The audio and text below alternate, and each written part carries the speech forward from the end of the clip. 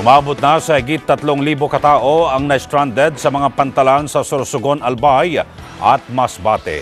Kasunod ito ng inilabas na no sailing order ng Philippine Coast Guard o PCG dahil sa Bagyong Dodong.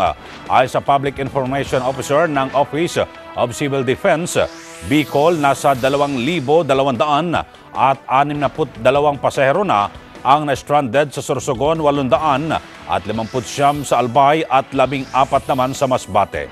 Samantala, pansamantalang ipinagbabawal ang pagsiswimming sa mga beach sa lalawigan ng Albay.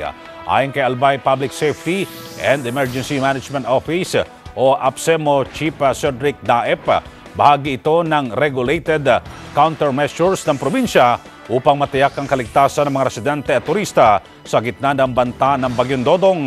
Nanawag naman ng Coast Guard sa lahat ng nakatira malapit sa mga baybaying dagat o tabing ilog na maging mapagmatsyag at sumunod sakaling palikasin ng lokal na pamahalaan.